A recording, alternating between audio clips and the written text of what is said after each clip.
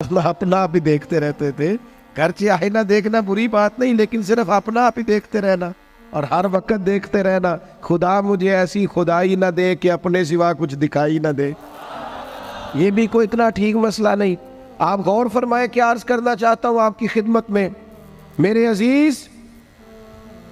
एक तो अगर मैं बड़ी समझदारी से और बड़े गौर से और बड़ी तवज्जो से आपको ये बात समझाना चाहता हूं कि अगर हुजूर से प्यार करोगे ना, तो ये जितनी दौलतों की और शोहरतों की मोहब्बत दिल में आती है, ये खुद ब खुद निकल जाएगी, खुद ब खुद निकल जाएगी, आसानी हो जाएगी, जीना आसान हो जाए।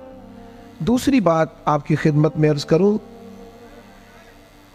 हम ना ताज़ा दम नहीं रहते, हम परेशान रहते हैं, हम बोर होते हैं, हमारी तबीयतें बाज़ोकात जल्दबाजी करती हैं, हम बाज़ोकात उलझ जाते हैं, करार तलाश करते हैं। उस करार को तलाश करने के लिए फिर बाज़ लोग उल्टी सीधी मूवीज़ देखते हैं। बाज़ लोगों का ख्याल है कि शायद मैं कोई लतीफ़ा सुनूंगा तो मामला ठीक हो, फिर उसका नतीजा भी निकला है लतीफ़े सुनने का। अब लतीफ़े सुनाना भी इतना बड़ा काम हो गया है कि मौलवी है पगड़ी दाढ़ी वाला, लेकिन उसके नाम के नीचे लिखा है फ़नी मौलवी।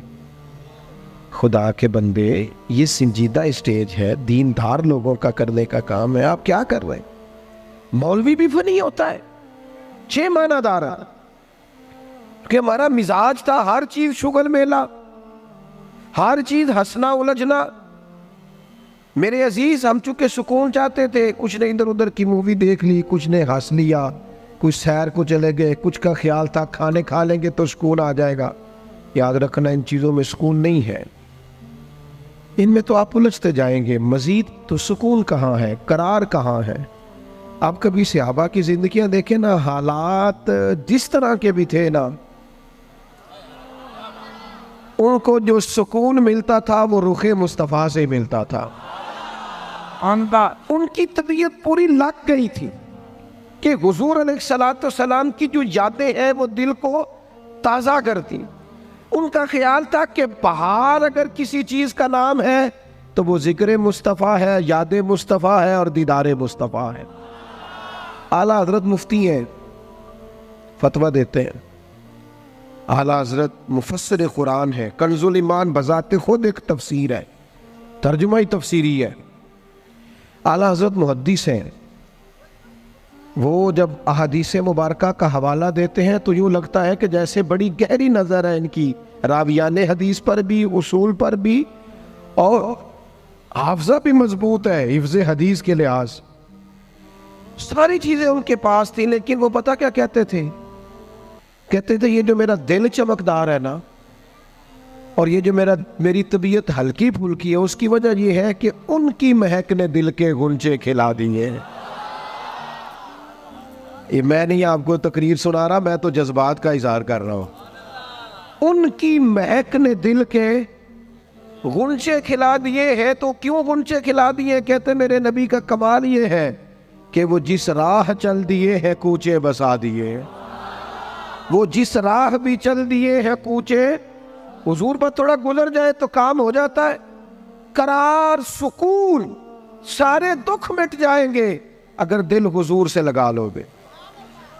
अगर मुहब्बतों का मरकज रसूल पाक को बना लोगे। आप देखें, ओहद के मैदान के अंदर काफिर ने एक बड़ी अजीब साजिश की मुसलमानों को परेशान करने के लिए।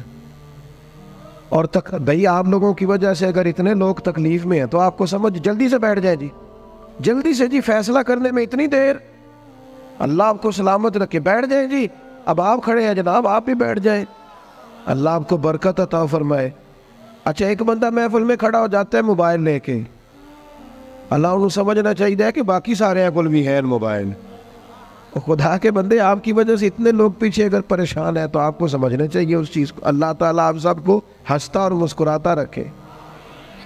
नबी पाक की ज़ात से जब आपकी कामिल वाबस्तगी हो जाएगी ना, तो हुजूर की ज़ाते वाला का प्यार, और प्यार लारों वाला नहीं होना चाहिए, खाली जल से महफिल में और माए का हाथ में आया तो इश्क का दावा तगड़ा, खाली इस तरह नहीं। तन्हाई में भी तू रोए हुजूर की बारगाह। एक महफिल में मैं एक दफ़ा हाजिर था तो एक नात का बच्चा मेरे पास आया कहने लगा जी मेरी सिफारिश कर दो, मैं भी हुजूर दी बारगाह च हाज़री लवानी है। मैं क्या पुत्र तू घर जाके पढ़ लै, उत्थे भी हाज़री लग जाएगी कि 4000 बंदा चाहिए हाज़री लवाने लई। हुजूर की बारगाह में तो जहाँ बैठ के भी पढ़े हाज़री लग जाती है। इसके लिए क्या साज संवर के मजलिस ही फ़कत हो तो हाज़री लगती है? ये भी आला हाज़री है, पर वो तो वल्लाह वो सुन लेंगे और फरियाद को पहुँचेंगे हम। बस इतना तो हो, कोई फरियाद करे दिल से, तू बात तो दिल से कर। आपकी जब कामिल वाबस्तगी हुजूर से हो जाएगी ना, तो ये गुर्बतों का डर, ये परेशानियां, ये आजमाइशें, एक जगह रोना नहीं रोया हजरत बिलाल ने कभी अपनी गरीबी का, एक जगह परेशान नहीं हुए कभी हजरत सलमान फारसी के मैं परदेसी हूँ, एक जगह भी कभी जनाब सुहैबी रोमी को तकलीफ नहीं हुई। क्यों भला? इसलिए कि हुजूर की मोहब्बत ऐसी दवा है जो हर बीमारी से शिफा अता कर देती। उहद के मैदान में काफिरों ने एक चाल चली थी। उनको पता था कि कौन सी बात मुसलमानों को ज्यादा परेशान कर सकती है। उन्होंने एक अफवाह फैला दी थी कि माज़अल्लाह हुजूर को शहीद कर दिया गया। उसकी वजह से शदीद परेशान हुए सहाबा, और जंग के जो नतायज बरअक्स आए उसकी बड़ी वजह यह अफवाह भी बनी। अब सहाबा बड़े परेशान थे, हुजूर शहीद हो गए। कुछ लोग ना मैदान उहद से जब वापिस आ रहे थे ना, जंग खत्म होने के बाद, एक खातून जा रही थी मैदान जंग की जानिब। औरतें अपने मिजाज के लिहाज से कमज़ोर होती है कल्बी तौर पर, और बड़ी खूबसूरत बात लिखी है उलमा ने, कहते हैं औरत के दिल में दर्द ज़्यादा होता है ना, प्यार ज़्यादा होता है, और ये जो वो कमज़ोर वाक़या हुआ इसे ऐब ना समझो। इसीलिए तो अल्लाह ने बच्चे को पालने का ज़िम्मा उसका लगाया है कि वो शफ़क़त ज़्यादा रखती है, मोहब्बत ज़्यादा रखती है, दर्द दिल ज़्यादा रखती। इसलिए जिस दर्द से वो बच्चे को पाल लेती है ना। मेरा बेटा एक दिन घर में कुछ पका हुआ था, उसकी अम्मा कहने लगी खाना खाओ, कहता है मैं नहीं खाना। ओदी अम्मा कहती मैं बड़ा जोर लाया, बड़ी मेहनत की, बड़ी गर्मी च पकाया, अज तो यही खाना पैना है। कहने लगा मैं नहीं खाना, मैं आराम से खाना खा रहा हूँ। अब वो माँ बेटा बहस कर रहे हैं। थोड़ी देर गुजर गई तो मैनू कहती तुसी क्यों नहीं बोलते? मैं क्या मैनू पता है किन्ने जितना है, थोड़ी देर बाद खलो जाओ, मैनू पता है किन्ने जितना है। वो बच्चा उठ के अंदर चला गया, कहने लगा मैं नहीं खाता, तुसी खाओ। वो फिर 5 मिनट लगे तो वो पकाना शुरू करता जो बच्चा कह रहे हैं। तो मैं क्या मैंने तो पता है ना नतीजा की है, तो इस बहस में जाने की ज़रूरत है। इसलिए कि माँ औलाद के सामने हमेशा ही हार जाती है। वो औलाद के सामने जीत सकती, वो नहीं जीत सकती ना। शफकत ऐसी है। औरतें मिजाज के लिहाज से अल्लाह ताला ने नरमी दी होती, इसको ऐब ना जाना जाए, ये अल्लाह ताला ने उन्हें वदियत की है चीज़। तो खातून जा रही है मैदान उहद की जानिब, वहां से सहाबा आ रहे। तो खातून पूछती है सहाबा से हुजूर का क्या हाल है? तो एक सहाबी अपने लहजे में गोया कहने लगे खबर मुश्किल है, पर तुझे सुनानी भी ज़रूरी है। इस जंग में तेरे भाई का इंतकाल हो गया है। बहन के लिए इससे बड़ी भी कोई खबर होगी कि भाई का इंतकाल हो गया? वो खातून ने ये खबर सुनी, इन्ना लिल्लाहि व इन्ना इलैहि राजिऊन पढ़ा, आगे गुजर गई। अगले सहाबी से जाके पूछती है हुजूर का क्या हाल है, और बेचैन है, दौड़ी जा रही। ये मेरी बात को समझे आप। किसी एक जगह जब आपकी मोहब्बत का गलबा होता है तो फिर बाज गम लगते ही नहीं। आपकी कैफियत ही और होती है जिंदगी गुजारने में। आगे बढ़ी, एक और से आबी मिले, उनसे पूछती है हुजूर का क्या हाल है? तो कहने लगे मेरे पास तेरे लिए एक बड़ी सख्त खबर है, तेरे शौहर का इंतकाल हो गया। उसने थोड़ी देर के लिए खामोशी इख्तियार की, अल्लाह की रज़ा पे राज़ी रहने के कलिमात अदा की और आगे बढ़ी। एक और शख्स से सवाल, ये ज़रा सोचते जाना, ये खबरें अगर अचानक मिले, भाई चला गया है, बाप चला गया है, इसको सोचना, अपने ऊपर तारी करना, खुदा ना करे ऐसा हो। पर जब खबर मिले तो कैफियत क्या होती है।